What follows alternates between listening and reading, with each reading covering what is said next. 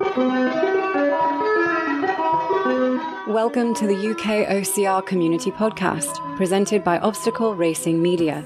Each episode, we'll be talking to race directors, elite runners, weekend warriors, and frankly, anyone else from the UK OCR scene that will talk to us. Here is your host, Alan, aka Muddy Duck. Anywhere in Chicken Town. The bloody scene is bloody sad. The bloody news is bloody bad.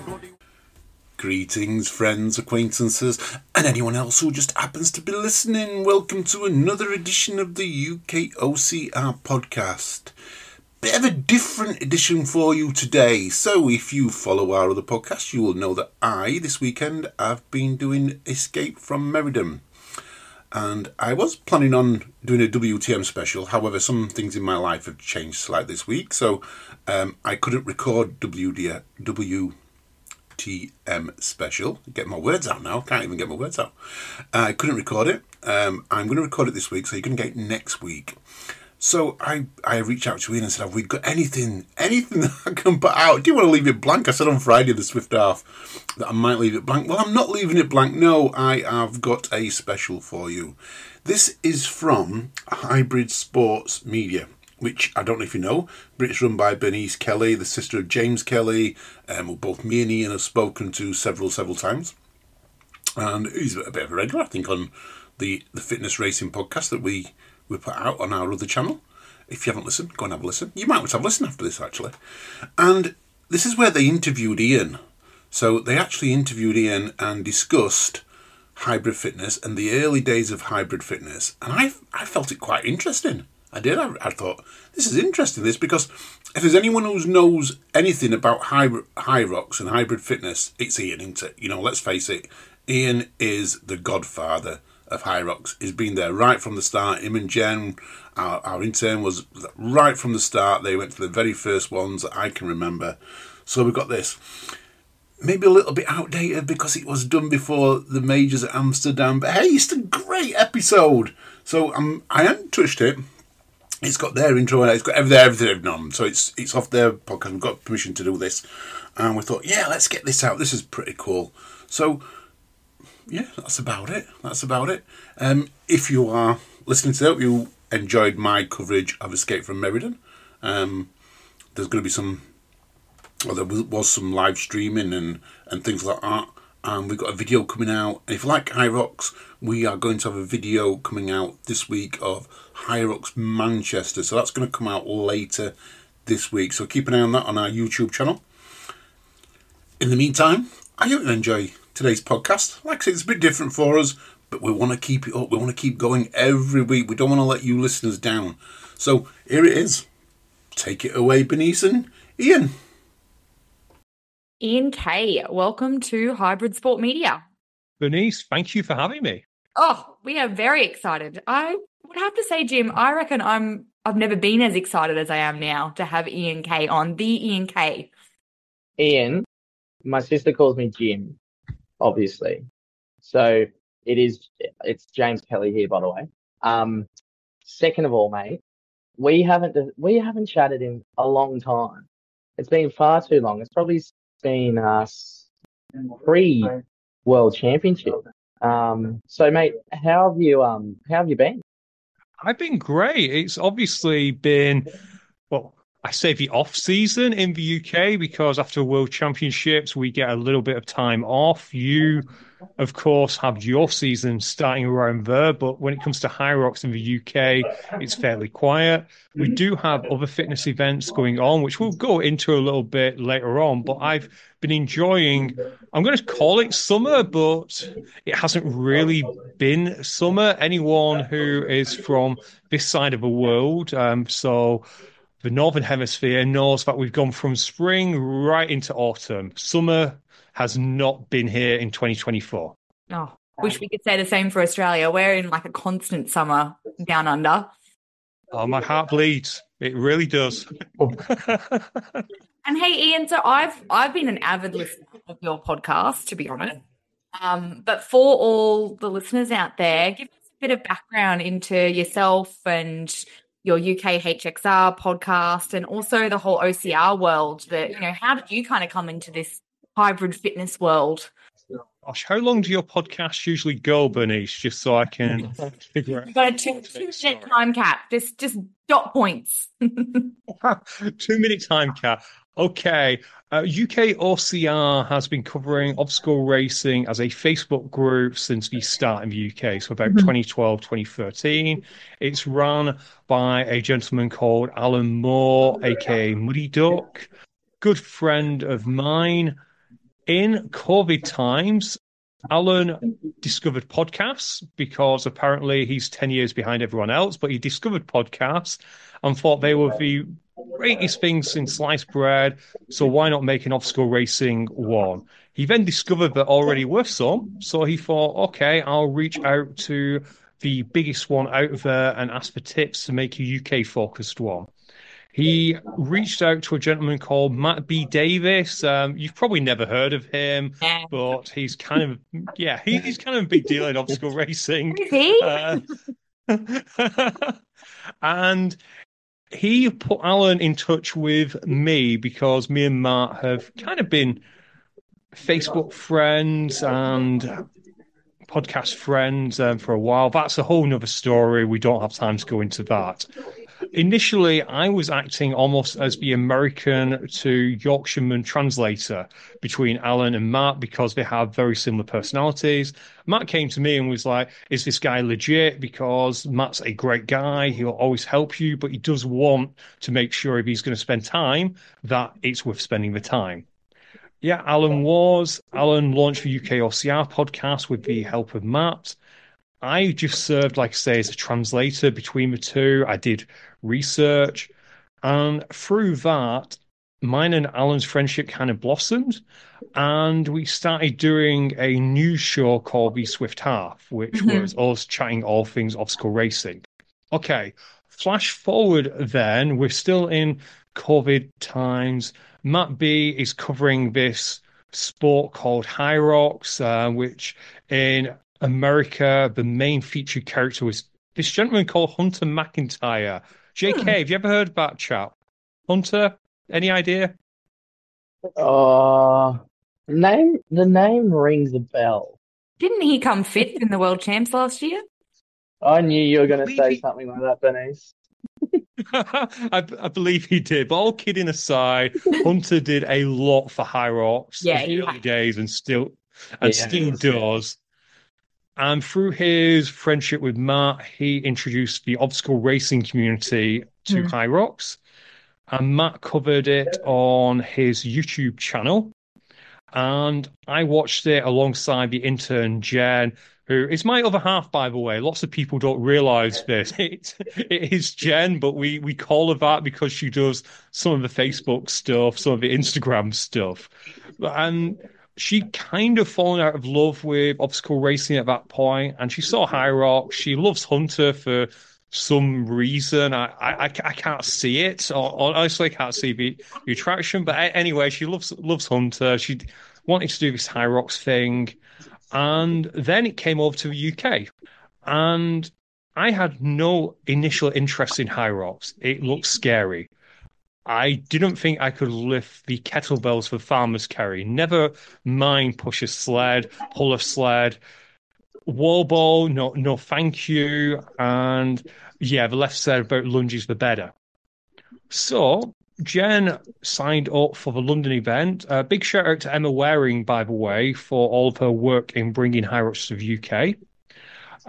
Jen signed up for the London event and we covered it for UK OCR. I popped there. I got some video footage, which is still there on YouTube amongst the 10 million other videos that are currently there. But I want to say ours was one of the first. I think it got about 500 views, if that. But anyway, so we covered it there. We covered it on the podcast. And then we did the same again for the Birmingham event, covering it for UK OCR. And we then headed towards the Manchester event. And me and Alan were having a chat and we're thinking, you know what? This hyrox thing probably deserves its own platform. Let's maybe have a look at spinning out a podcast and see where it takes us. So we did, and UK HXR was formed as a result. you can probably guess we were going for branding. So you got UK OCR, so we were going UK, then 3 letters. And back then, no one had any idea what we were calling this thing. Mhm. There'd been lots of different names bandied around. Most of them were only 2 words, which of course didn't really help us. So we went with hybrid racing and then the X because the X is cool. So that's how you ended up with UK HXR. The other option would have been UK FXR, which doesn't sound half as cool. No, definitely not. I'm glad you went with the UK XR. And then to square the circle a little bit, we pivoted and went to Fitness Racing Podcast as the show name after a conversation with Mo around about 8 months later when it was the pre-season of the second UK season, when he turned around and said, hyrox call it fitness racing because hybrid racing doesn't really translate well in other languages and hyrox is international, whereas fitness racing, it does. Yeah, which makes sense. And Ian, what year was this? Was this in 2019-ish, just before COVID times, as you say? It was relatively recent. The first UK event was 2021, I want to say. The podcast was launched 2022, but seems like a lifetime ago. We're bearing on 3 years now, and yeah, it seems absolute lifetime ago now. I know it's just crazy to think in such a short period of time how much it's grown, and I think a lot of our listeners will be keen to hear from you how that growth has expanded in the UK in what just 3 years. I mean, really here in Australia, where Jim and I are from, it's really, Jim, don't you think it's just hitting the ground here? I mean, we had the first events for hyrox in particular last year, where we had about 1,500 competitors, or give or take, both Melbourne and Sydney, just the 2 events. And now, as of the end of this year, we will have had 5 hyrox events with. Heard Matt Locke say recently that by the end of the year, there will have been 38,000 athletes across Australia having competed in those events. So a huge, ginormous growth here in Australia. But how have you, Ian, seen since that first event back in 2021 in just 3 years? Like, how much has it just taken over as a sport in the UK? I think a big change, and has been a personal change, has been the timing of the events. I often tell a story of being chased out of that Birmingham event at 5 p.m. because by that time the event was over. Now we are having all-day events finishing at, say, 10, 11, and we've now gone to 2-day and 3-day events, which also finish around the same time. It's just unbelievable. In terms of numbers, we currently get around 8K plus over 2 to 3 days, which is just unbelievable when you think about it. For comparison, the first in-person event was September 2021 in London. Okay. Do you want to guess how many finishers we had? Oh, I'm going to say maybe 2,000. 613. Oh, really? That's all? Wow. That includes a chap called Alex Ronkovich, who won the first ever UK male pro event. Whatever happened to that chap? You don't hear a lot about him nowadays. Never heard of him? I didn't realise that Alex was actually at the first British event. That's interesting. So, kudos to him for what he's done for the sport as well since. But 650 or thereabouts, to compare it to what's that? 4 years later. 8,000, did you say, Ian, across the 2-3 days? 8,000. That's crazy. Yeah. Comparison. November 2022 event, so roughly a year later, the London event moved from September to November in 2022. We had 3,475 finishers. And then in November 2023, we had 9,715. And the most recent London event, which was a different venue, it was London Olympia. That was in May 2024. We had 11,481 finishers. So almost 11,000 more finishers than that first ever event in London. That's huge. Ian, what do you put it down to, in terms of how hyrox as a sport, if we just focus on hyrox for a second and not the other hybrid events? I know the UK in particular has a few others, but what do you really put it down to as to why people have gravitated to hyrox as a sport so much? It's probably a lot of different reasons. To me, a massive part of the sauce, the secret sauce, so to speak, is the fact that it's a race and people can understand a race a little bit easier than you can a CrossFit style competition. Because, as you said, there's been competitions that have existed like that for years. We'll probably name check a few later. In fact, I'll name check a few now. In the UK, we've had the Superhuman Games, we've had the Turf Games, which was brought by an Australian. The event I was at quite recently, Conquer Fitness, has actually been going, I want to say, 5, 6, 7 years. So it kind of is before Hyrox, but until recently, they did their event as a kind of CrossFit style.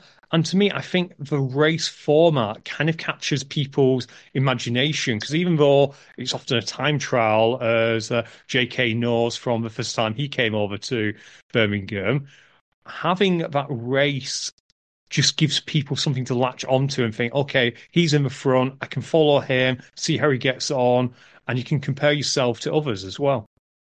I agree because I think it's like you say, there's a few different elements, and I think you've kind of got that time trial aspect and that aspect of community almost, where it is a race and an event for everyone. But then you've also got the elite field, and it's kind of hard to mix the two, don't you think, into one event, into one sport. And I just love the fact that you can have, your everyday athlete or community member compete in the same race as someone like, I guess, James Kelly on this phone call, someone like within the elite that are competing in that race format and actually racing, like you say. So I think they have really married the two well in terms of it being a sport for anyone and everyone. And not only Absolutely. can I just stem on that? Like, and funnily enough, Ian and I met the first race that I did in Birmingham, and that was in 2022, October 2022.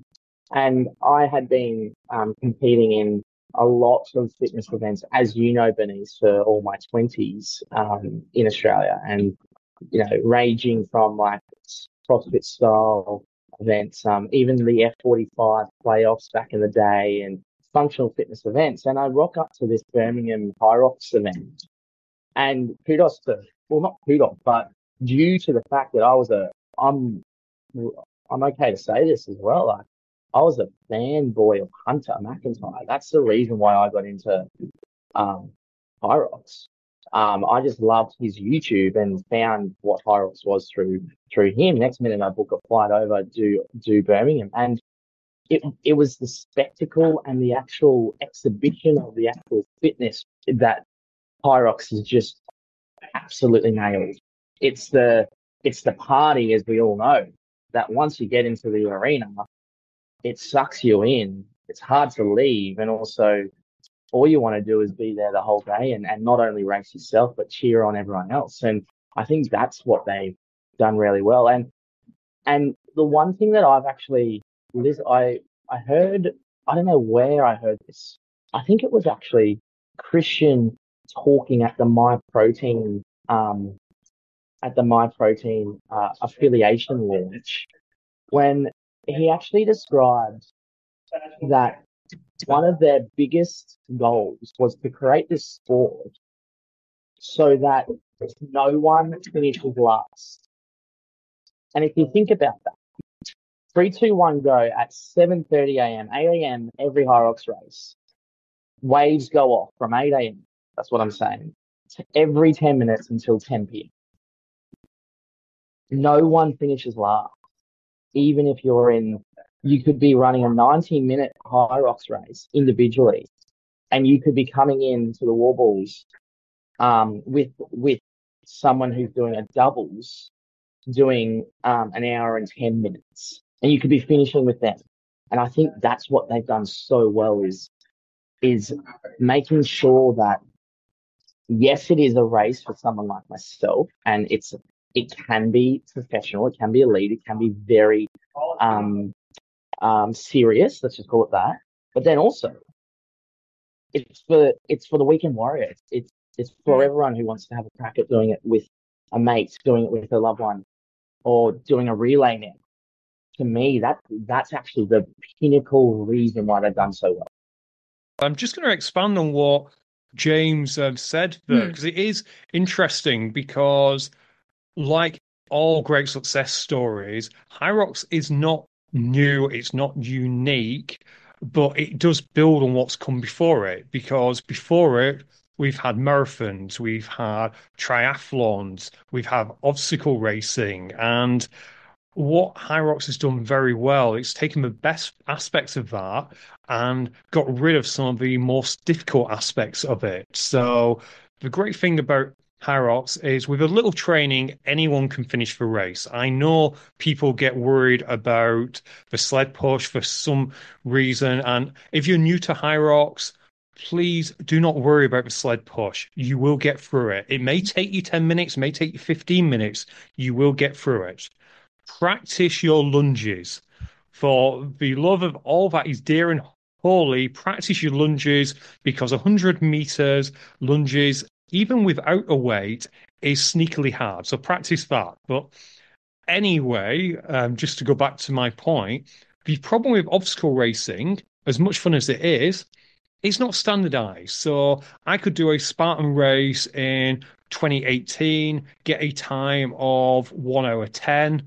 It must have been a sprint for me to get that kind of time, but 1 hour 10. I then go back and do the same race the next year, and it's slightly different because the route is taking me through some long grass or over a stream.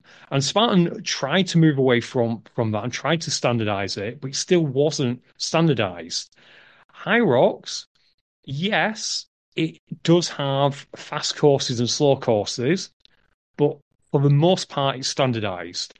And your time will probably be within a minute on any course.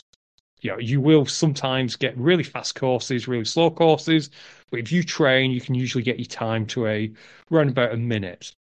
Going back to triathlons and to marathons, you kind of need to do something specialized to get used to it. Like if you want to do a triathlon, you need to be able to swim in open water, which is hard. You need to be able to ride a bike for a long time, which is hard. Hyrox, most people can just about get off the couch and do it, other than lunges.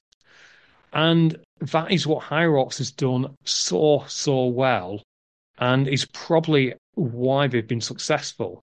Another reason is COVID. As silly as that sounds, people often say success is when preparation meets opportunity. Coming out of COVID, lots of people were looking for something else to do. Pre-COVID, a lot of people who do hyrox now were doing obstacle racing, we're doing triathlon, we're doing indoor rowing, we're doing marathons. But COVID kind of acted as this wall, which once people got over it, they kind of reassessed their life and they wanted to do something new. And hyrox was a great new thing for everyone to try. And as we've seen, 11,000 people in London can't be wrong. I see what you mean, and I think that's a good point to make, post COVID. I was actually laughing before when you call it COVID times. My partner always pays me out when I call it COVID times because he says it wasn't a war.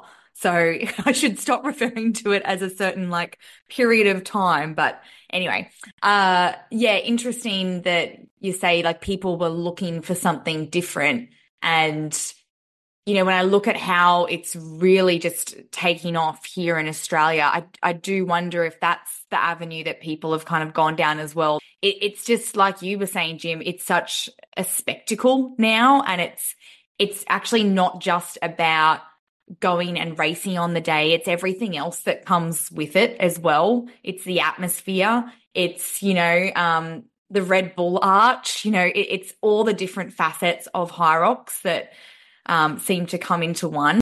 Yeah, and it comes back to the whole COVID thing. Since COVID, let's just be blunt, like there's a running club on every corner of the cities in Australia, let alone I'm assuming in the UK as well. So running is very much in again. And to put it simply, I think since CrossFit became a very known way to train, I'm going to put it that way.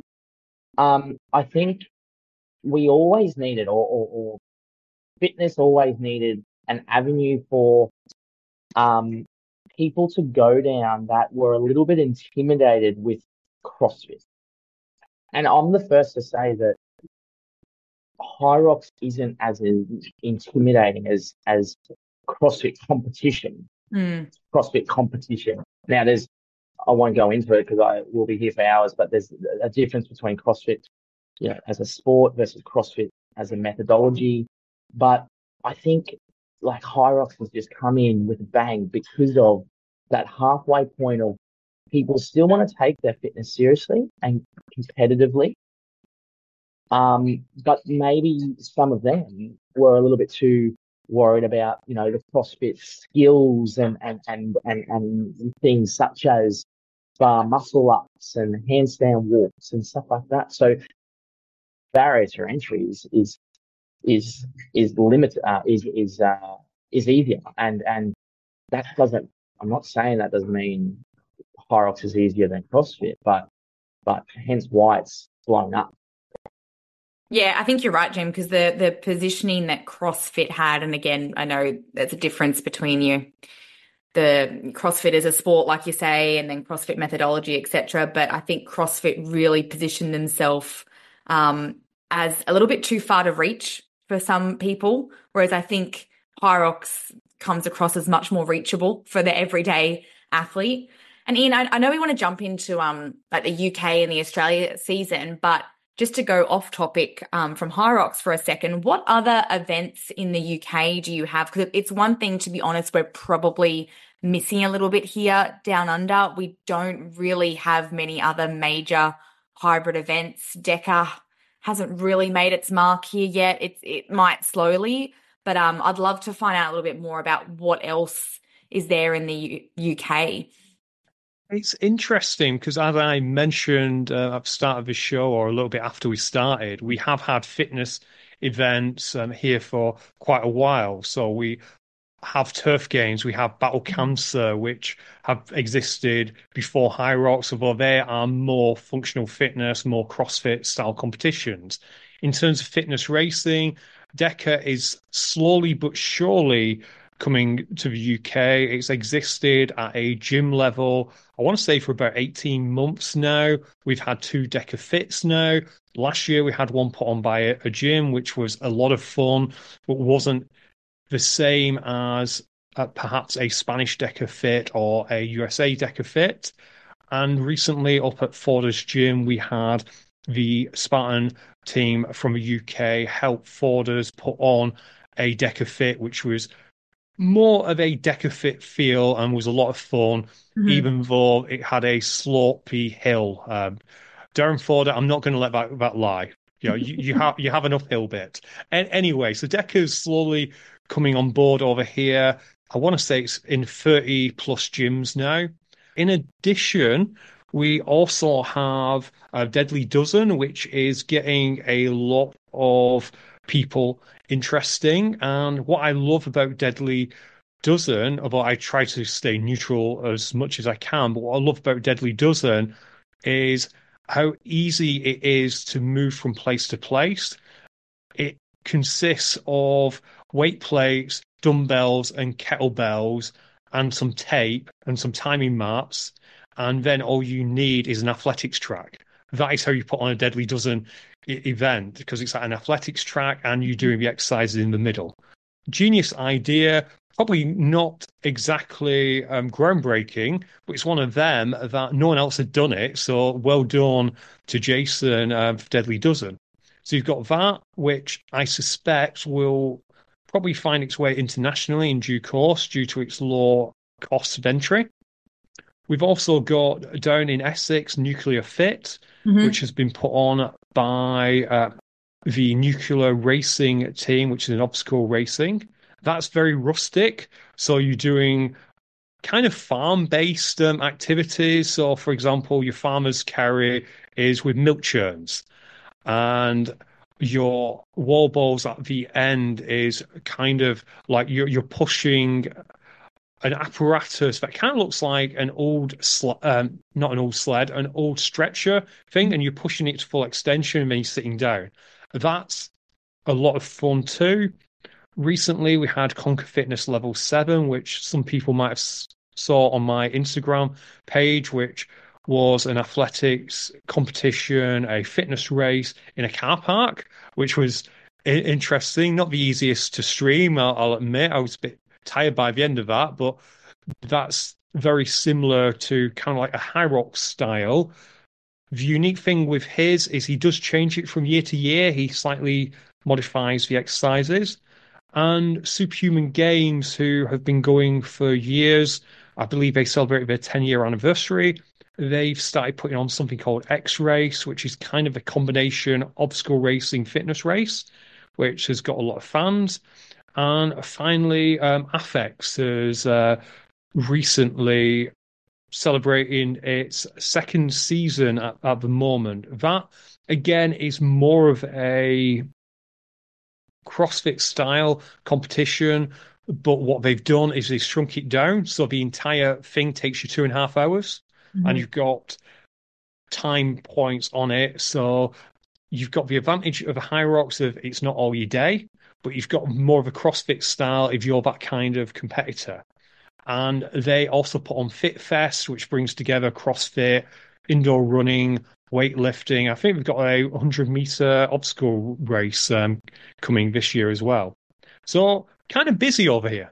Yeah, there's quite a few. Whereas I think hybrid and I guess fitness racing, like you were saying before, Ian, that Hyrox has really positioned itself as is, would you say, Jim, a bit more new here in Australia? Like it's really is just taking off now. I mean, Hyrox this time last year was still not many people knew about it, if I'm being honest here. And it was, yeah, it wasn't as popular as it is now. But I'm just trying to think, Jim, off the top of my head, DECA has had a few minor events more as part of our fitness expos across Australia. And then we've obviously got the turf games, but there's not a lot of other, other than your smaller, home ground gyms that run their own hybrid events that might just be with their members. There's not really any other major hybrid events, is there?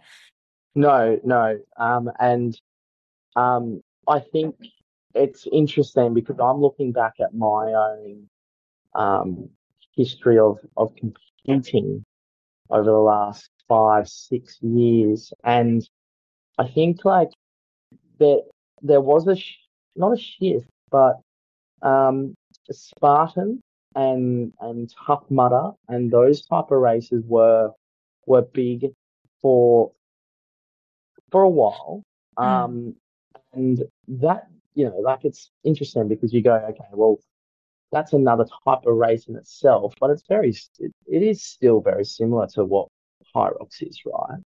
But I think the reason why Spartan and I don't know, Tough Mudder and I can't remember others, Bernice, but there was a few years where there was like one of them like every weekend. I just don't think it had its like it didn't get to a point where people were just like, this is cool and this is the thing to do, because of I'll be honest, because of the business side of things or the lack of leadership behind the scenes. And that's not, or it's more so me saying how good the leadership of Hyrox is, more so than anything else, right? It's more that than anything else. And people still don't understand, right, that Hyrox is a business in itself. And what they've done really well is to be able to grow the business because of the people behind it. And yeah, look, I kind of didn't really sell Spartan then, to be completely honest. But I mean, I'm not criticizing them. It's just, it is what it is. They weren't able to do what Hyrox done and has done, and that's not a, it's not a criticism. It's just, I think Hyrox has just have got the right people in the right place. I'd agree with you there, James. I think something that people perhaps overlook when it comes to Hyrox is how patient they've been in a way when it comes to expansion. Because, like in the UK, they could probably run an event every single weekend and make a ton of money, but they would burn out everyone who wanted to do a Hyrox pretty quickly. By drip feeding new events out, we started, I want to say, with 4 events in year 1, then 5, then 6 last year, then 7. I might have got the numbers slightly wrong, listener, but we have been growing by 1 event each time. And when it's come to international expansion, it's always been about finding the right people in the right place. So big shout out to Matt Locke, by the way, in Australia. Great guy, great businessman, pre-Hyrox, so absolutely the right person. When it comes to Spartan, they were in a little bit of a race with Tough Mudder at the time because you had these 2 competing brands like Coca-Cola and Pepsi, and therefore Spartan's technique was to put their tentpole worldwide. So get an event in Australia, get an event in the Far East, get an event in Africa, perhaps. I can't even remember if they did that. But they absolutely tried to get like an event in 180 countries, but they didn't have the leadership doing that because Jordi Senna, as great as he is, he can't duplicate himself yet. Whereas, as James pointed out, the leadership in Hyrox, yeah, it does have some advantages, Hyrox, which don't often get talked about. Hyrox did have a really, really good investor early on who paid for them to live through COVID. Some other races don't have that level of investment. That's not criticism. That's just helps explain it. And in the UK in particular, they've had a great team behind them. To give a few names out there, but I'll probably forget some people, so I'll apologize in advance. But you had Emma Waring initially, then you've had Eddie, of course, Amber, Nat, Frank, Amelia, Claudia, and Brittany, amongst others, who are all there full time at the UK, putting these events on. I know in APAC you're still growing. I don't think you have as big a team yet. It's Matt and I think a few others, but the team will grow, and we've already seen it. Bernice, I'd love to ask your opinion now. We've seen it when it comes to Australia. In your second year, you're moving out of the winter period and you're starting to do some events in the spring and summer of Australia. Yeah, so it seems to be like it seems as though they are trying to have this more year round. So last year we had the 2 events in Melbourne and Sydney, which I'm going to say they were both around the July, August mark, which is our winter for all of your listeners, Ian. So we only had those 2 events. This year we have had so far 4 events in, I guess, what your listeners would call the Hyrox off season. So as soon as the world champs were done, I think it was, oh gosh, maybe a month or 6 weeks later, that was the first event in Melbourne. And then, sorry, about 3-4 weeks later, we then had the event in Sydney.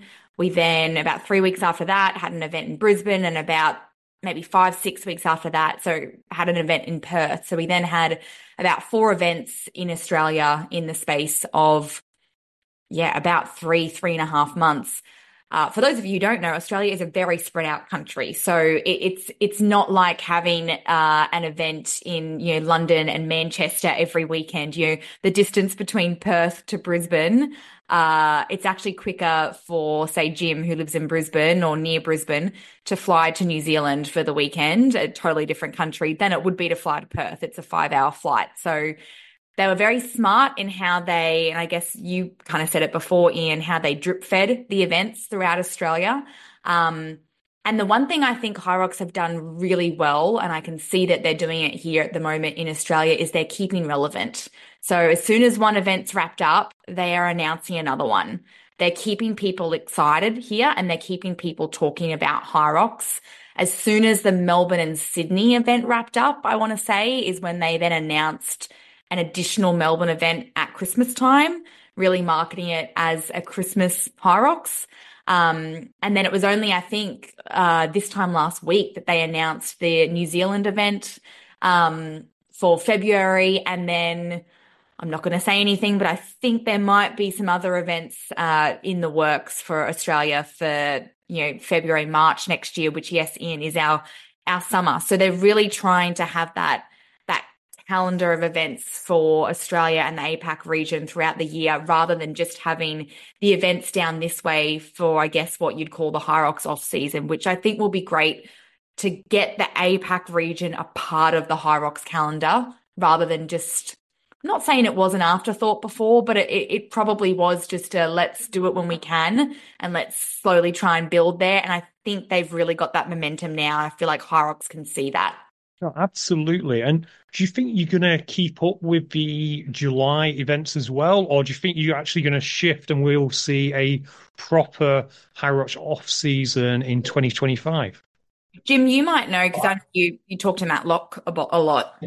Yeah. Matt and I are great mates, and to not say too much, but the Australian and more so APAC events are going to be a little bit more spread out from now on. It's not going to be as much as, okay, Australia, you've got your races, UK, Europe, America, you guys don't have anything for X amount of months, and then kind of roles reverse. It's not going to be as much like that moving forward, which I think is great. But also, I think it's kind of, and it's interesting even from my end, right? And I hate, saying that I'm doing this as a profession, but it's the truth. It's my profession now. I think it's great that it's a year-round season. Is that the right terminology? A year-round season, yeah. Like that, people can race every month, probably next year, if they truly want to spend thousands of dollars doing so. Even myself, like I truly think that's fantastic. It's just it's at the end of the day, and we haven't even spoken about this, it's just going to get people off the couch, fitter, healthier in general anyway. So yeah, that's my take. That's interesting. And another question I've got, Bernice, I'm sorry it's your show, but I am genuinely curious about certain things. Hey, please, ask away. In the UK, what we see is a traveling circus. I don't mean that as a bad thing, but we do see some of the same faces at the same events. You don't see as many now, mainly because it's a lower proportion, shall we say. When there was 500 of you, if 200 of you were doing the same events, you'd see everyone pretty easy. Now there's, say, 500 people going to all the events, but there's 11,000, it's a lot harder to see. But we do kind of have that traveling circus of similar people going to the same events because ours is a small country. In Australia, do you still get that traveling contingent, or is it different athletes at different events? Because I believe Brisbane to Sydney is quite a distance, for example. It's an interesting question, Ian, and James, feel free to jump in as well. It's a yes and no. We have, for these last 4 events geography wise, Brisbane, Sydney and Melbourne are all on the East Coast. I had to do my never eat soggy wheat bix there, all on the East Coast. And then you've got Perth on the Western Coast. So we definitely did find for the Brisbane, Sydney and Melbourne events, very similar athletes. I mean, I'm just thinking of, the pro events. The same athletes did compete in those. Joanna Wettrick, I'm sure you've heard her name with the elite women. Jess Petro, I think, competed. She actually competed Perth. So we did have some that then went over to Perth, but Perth is that, I was mentioning it before, Perth is that fair distance away, that I think that does stop people. In saying that though, and the reason why I also want to say yes, we will have that traveling circus is I think that will come with the more events that are going to come about. I mean, I already know that there's a fair few people who are going to jump on that New Zealand event in February. So I think as hyrox continues to grow, and one thing probably to point out, Ian, is that a lot of people down here, I don't think they completely realized the competition element behind the sport. To be honest, if it wasn't for James, I'm just going to give a kudos to James here, but if it wasn't for you, Jim, I don't know if people down under really would have known about the Elite 15. Some would have, but unless you were an avid YouTube watcher, or, listened to your podcast, Ian, like I have for the last 18 months. A lot of people down here didn't even know about that element of it. For example, Joanna Wettrick, who is about to compete in her first major. She's actually the first Australian female to compete in a hyrox major coming up at Amsterdam. She had no idea. She entered this competition because she was an F45 coach and everyone at her gym was doing it. So I think people down here are still really learning about that whole aspect of the majors and the real racing aspect that you can get into, or if you're not at that level, you can at least follow. And that's what I'm sure you the same as me, Ian. Like I love to follow the competitive aspect of it. And I think eventually people down here, hopefully our platform will help with this, Hybrid Sport Media, but we'll get into following that competition arena, if that all makes sense. It does, which brings the follow-up question. Could the APAC region see a world championship one day? Absolutely. I'm going to say there'll be a world champs in Australia in 2027. I don't think it'll be. I think it's still 3 years away. Yeah, I mean, I could almost go a world champs in the APAC region, not Australia, in 2026 is what I could bet. Oh, and I only say that is that Australia is that little bit harder to get to for people like yourself, Ian, compared to, maybe a Singapore or a Hong Kong. What flight time would that be, Ian? Would that be about a 12-hour flight, say, from the UK to a Hong Kong or Singapore? It would probably be around about 18 hours, but with a stopover. That's how lots of people do.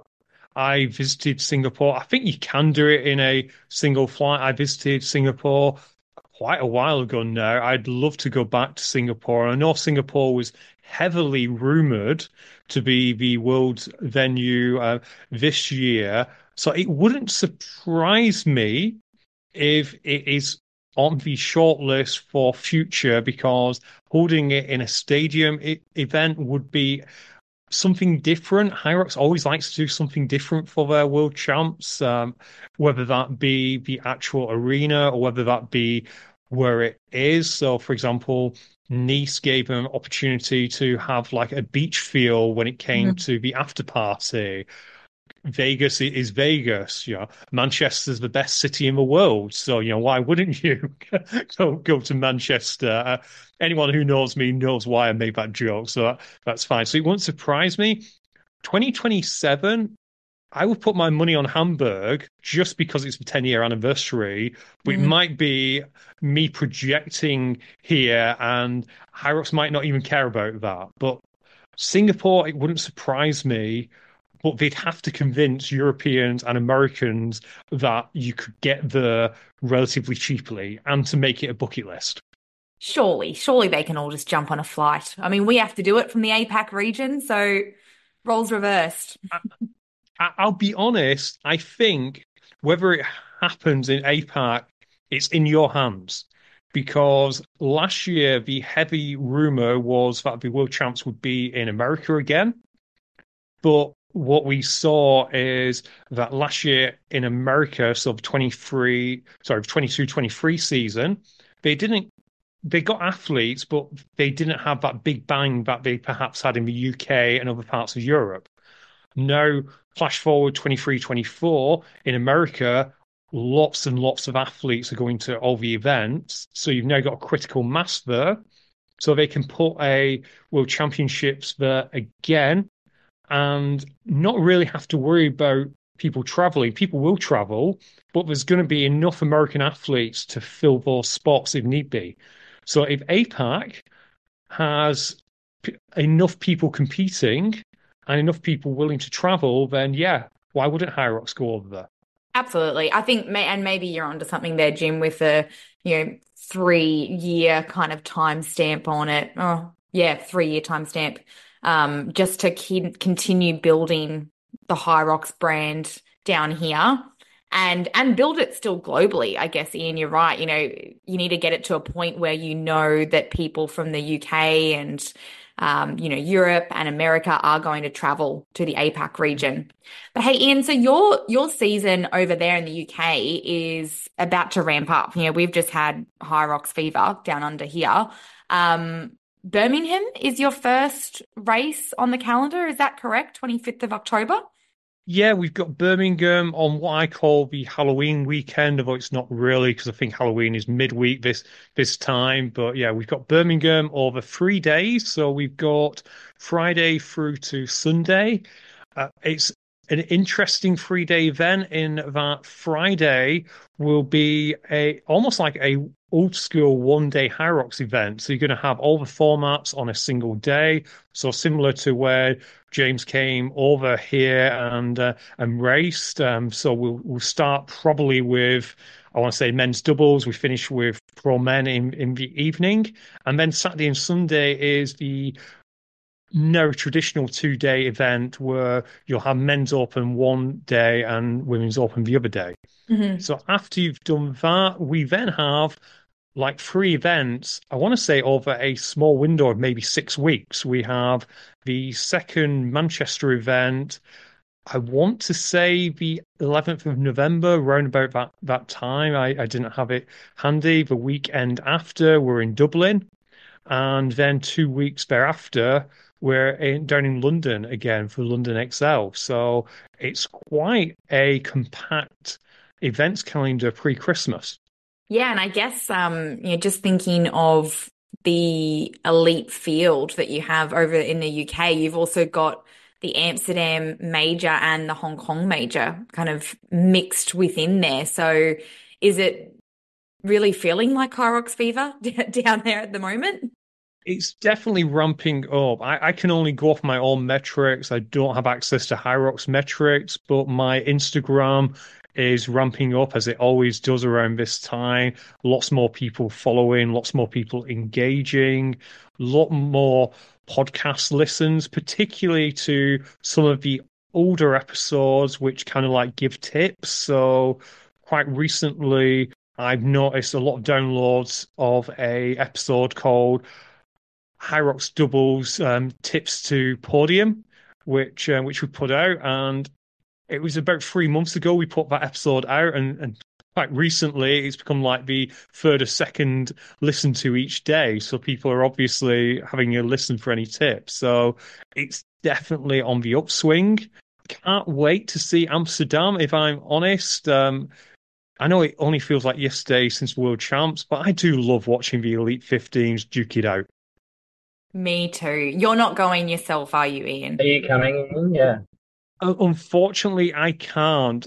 With the UK season being so compact, I'll be at all the UK events, and I occasionally have to have a life outside of this. So I think we've got a fair few birthdays this time of year as well. So I sadly won't be in Amsterdam, and I won't be in Hong Kong either, though I would love to be in Hong Kong. Such a wonderful country and city.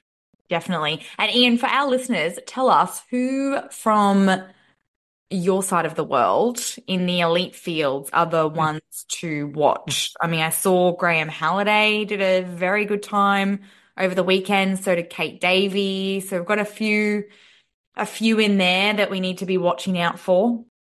No, absolutely. Kate had a great race recently.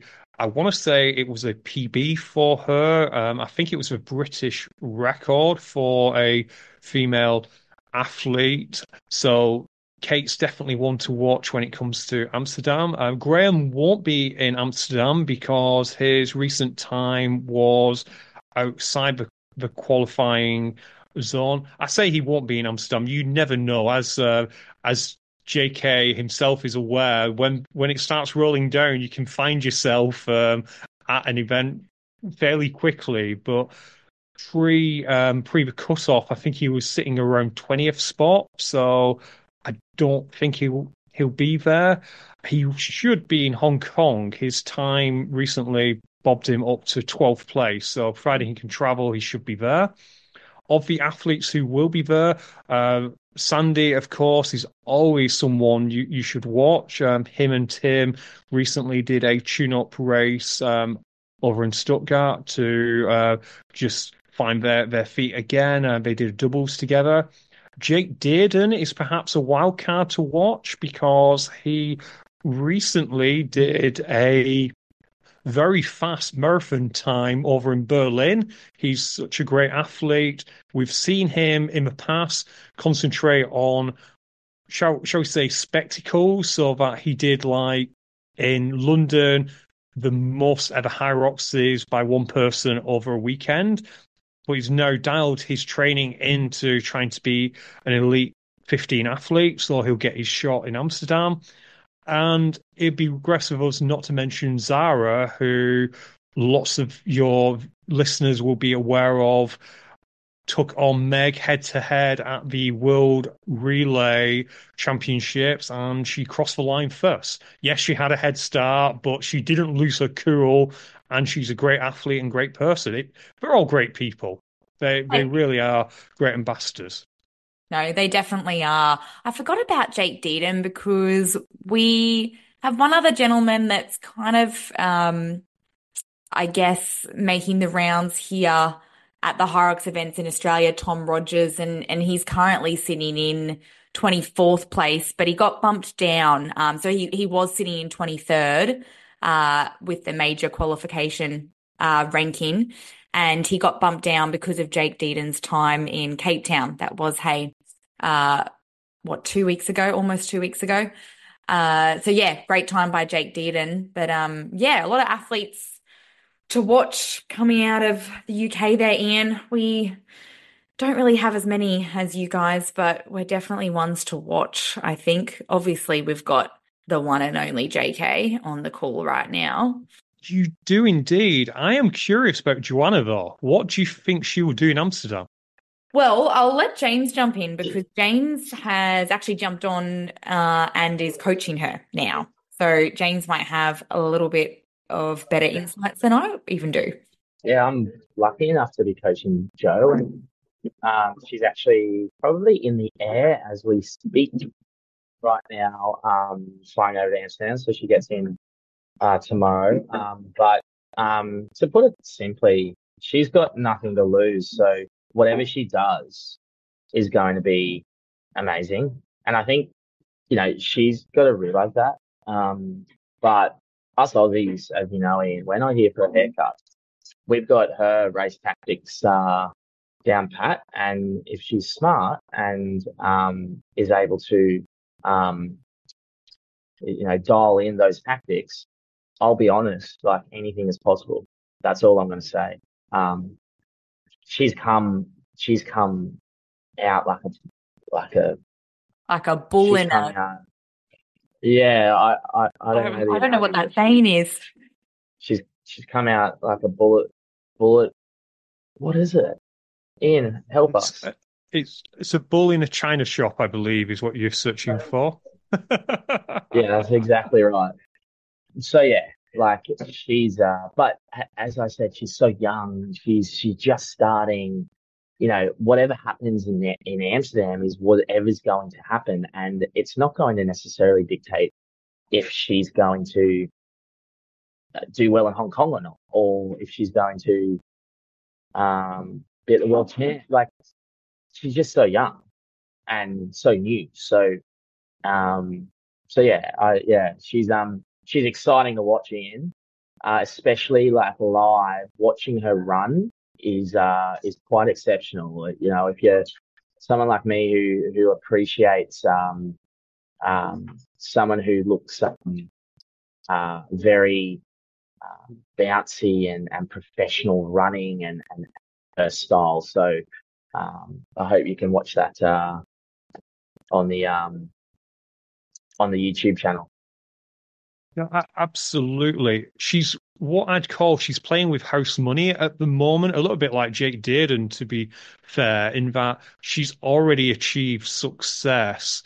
And if she goes into Amsterdam and finishes 15th, it doesn't matter because she would have gained so much experience that she can then go on. It's a little bit like this fella, Bernice. I'm not sure. Do you remember Manchester World Championships? There was this guy who wasn't actually listed for the race, and Tim Vinish got injured, and then he went out there with about 5 minutes' notice, and well, the Manchester crowd took him to heart, and he finished top 10. I want to say eighth because he had no fear. He had no reason to not give it his all. And I think Joanne's in a similar situation. Do you remember that guy, Bernice? Whatever happened to him? Oh, I don't know. Never heard of him. But yeah, I can't wait to see what Joanne gets on. Listener, if I was being too coy, of course, that was JK in Manchester where he took hyrox by storm. And sadly, JK, you're not going to sneak up on anyone anymore like you perhaps did in Manchester. So how are you feeling going into Amsterdam? It's funny. I was talking to Georgie the other day about that whole story again, Ian, and it's fascinating coming from there. Oh, sorry, it's fascinating to look back and remember it. And now going into a season where, quite frankly, I'm very lucky and proud to say that I'm auto qualified for all the majors to try to make the Elite 15 again. So I'm able to kind of set out my season very well, plan it very well. But you know, to answer your question, you know, I'm in ripe shape. I've got faith in my fitness in 10 days time, and I've focused on the prize and Anthony Pericini, who you know is coaching me, and him and I know what we need to do to get the best result we can in Amsterdam. So, yeah, I've just got full faith that what I've done is going to produce the goods, and I have trust in Anthony as much as much as I can. Like the saying, trust in God, trust in Anthony. That's it. Trust in God, trust in Anthony. That's it. That's pretty much what I say every morning when I wake up. Well, Ian, we're pretty excited because just putting my bets down, I am predicting that we will have an Australian on the podium for each of the elite races at the Amsterdam. I am predicting JK will be on that podium, and I'm also predicting that Joanna Wettrick will be on the podium as well. By podium, do you mean 1 through 3, or are you going extended podium 1 through 5? I'll go one till 3. That's a massive bet because I have faith in Joanne. I don't think Amsterdam will be her her day, and I will happily eat humble pie if I'm proven incorrect here. But I do think that, particularly when it comes to the female field at the moment, we do, of course, we have Meg, we have Lauren, we have Viola. We also have people like Kate Davey. We have Zara. We have Linda as well. Sorry, Linda, I probably should put you higher because you did make up the top three. So that is quite hard to break into. Could she potentially finish third behind Megan Lauren? Maybe. Perhaps Racing Without Fear will really help because she is fast, and that's what we have seen in the female field is Meg is used to and Lauren is used to going out there and dominating the race early.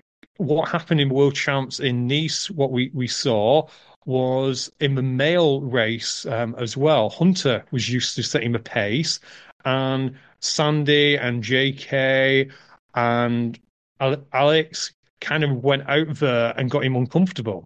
So if Joanne goes there and makes the leaders uncomfortable and is able to hang on till the end, because it's fine running a 3 minute kilometer for your first lap, but can you do it on your eighth lap? If she's able to hang on, yeah, I could see her maybe sneaking in. I just don't see Amsterdam's her race, but I'll happily be proven wrong. So if you win, Ian, I'll send you a packet of Tim Tams. And if I win, if you don't know what Tim Tams are, they're the best Australian biscuit that you'll ever have. But if you win, what's a British food? You can send me some jam. Some jam. Right. How about I send you some jammy Dodgers? Have you ever had jammy Dodgers? Do they exist in Australia? Never had them. What are they? They're a biscuit which has jam in it. I'll get some jammy Dodgers sent over to you. Delicious. Done. Oh, thanks. Oh, gosh. It's been great. It's been great to chat to you. Any final, I guess, advice or tips for our Australian APAC region listeners in terms of how you think the sport might grow here or anything that you've seen in the UK? You know, any advice for us who are still really bringing this sport into the Australian horizons? This is for all the newbies. I'll have two tips. The first tip, we've kind of mentioned this a few times on the show, is support the race. If you like hyrox, support it. Attend the events. Maybe think about joining a hyrox gym. Buy the merchandise. Share it on socials, because the bigger it becomes over there, the more that hyrox will invest in it. So that is the big tip if you want to see hyrox grow. On a personal level, if you are new to the sport, what I would say is don't worry too much about your times initially. Just go there, enjoy yourself. Push yourself, but enjoy yourself. Too many people get hung up on thinking, oh, I did a simulation in 90 minutes, and then they go out and run, I don't know, a 1 hour 40, and it really hurts their ego, because we all have egos, even though ego's a bad word. We all have a sense of self-worth, and yet hyrox has a habit of knocking that out of you. So your first race, go there with no expectations, have fun. We can't all be sadly like JK and break British hearts in your first ever event by running in the second wave and beating the entire field. We cannot all be like that. Go out, have fun is the best tip I can give you. I love those tips. And by the way, Ian, everyone thinks that JK is the elite athlete within our family, but I don't know if you know, but I was year 5 cross-country champion for St. Kieran's primary school. Like, I am the actual elite athlete in the Kelly family. I did not know that. Year 5. I did not know that, Bernice. Does JK just have a better publicist than you? Did he invest a little bit more? Because when he came to Birmingham that first year, he had a camera crew and everything. Have you kept your light under the bushel a little bit more? I need a Georgie in my life. That's what I need. I think that's exactly right. Shot across the bows to your partner. Then he needs to speak to Georgie and find out what she's been doing that he's not been. He does. I will Mm. tell him that. He needs to get on that publicity train and promote my year 5 win. Oh, Ian, it's been Exactly great. right. It's been great chatting to you. I'm sure we'll chat again in the near future, maybe after Amsterdam. Perfect. Thank you so much for having me on, Bernice. Everyone's obsessed with the right shoes, but what about the right socks? Meet hyrox, the grippy compression socks designed to lock your feet in place while you crush your fitness racing game. Want the science? We'll leave that to the experts. All you need to know is they look amazing, feel even better, and keep you steady no matter how intense the race. Because when you feel good, you perform even better. Ready to level up? Head to hyrox.com. That's hysoxs.com. And grab yours with code UKHXR for an exclusive discount. That code again is UKHXR. hyrox. No trips, no slips, no limits. Now, let's get back to the show. Well, I hope you enjoyed listening to that. A bit different for us there. And, yeah, I quite enjoyed it. Anyway, don't forget, I hope you, because I know I put this out before Escape from Medwin, so I hope I'm back to record on Wednesday with Ian for the Swift Half. But in the meantime, folks, you take care, you stay safe, you keep on running, and I'll speak to you all soon. Bye. I don't know what you want. Let's have